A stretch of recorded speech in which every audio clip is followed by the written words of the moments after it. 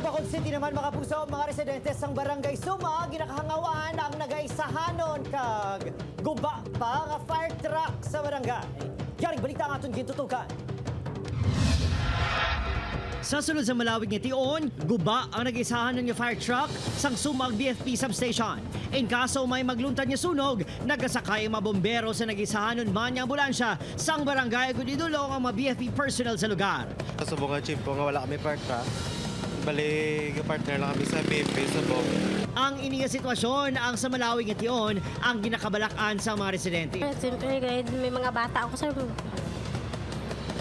Delikado man sir, sa mga bata. Siyempre, tamang kainit, sir. Kaga, isa pa, sir, kadamo ka mo sa kabalay, sir. Dugayan gidya. Pareho tong balay sang maestra daw sa likod na ano gidya, tanan gidya. Pagpuli, bali, wala na siya na abtan. Masobra 300,000 pesos kuno ang kinahanglan gastuhon agud mapakayong fire truck. So, hindi po naman masarangan ng pero mga fire extinguishers na damo kami din mga fire extinguishers nga para makabulig man before mag-abot ng ating nga fire truck. Suno sa BFP, may ara lang 13 ka fire truck sa syudad.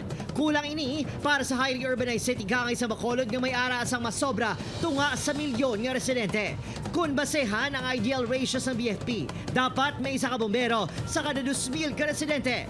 Kung ining basihan, dapat may masobra 20 ka fire trucks ang BFP sa Bacolod City. Pero kulang subo nga itong sining nga fire truck. But we do our best. With one fire truck, 14 dapat ang bumbero. Subong 3 lang ang bumbero sa isa ka fire truck. Na?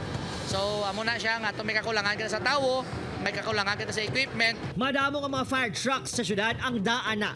Ginahikot naman ang pagpakayo sang maguba nga fire truck. Ang ini nga bidding is sanction sang region, 346,000 pesos nga repairs ang region. Gin-pull out na kaginakayo na subong. We expect it within 2 weeks matapos no nga atong repair. Samtang inatutugan na sang LGU ang pagpahamtang sang rescue quadrants nga magaresponde sa tion sang emerhensya. Kada isa ka quadrant, there should be sufficient response facilities, response equipment, and response personnel. We are re-engineering ang aton nga mga facilities, labi na gid sa mga DRMO, police, and fire. Samtang kulang pang fire truck sa syudad kang hindi pa plastado ang rescue quadrants. Pangabay sa publiko nga magdoble halong kag pasangkaron ang hibalo sa fire response bilang pinakaunang responders in kaso may magluntad nga sunog. Opo, Jirinil Gasilio, Adrian Priatos, 1 Western Visayas.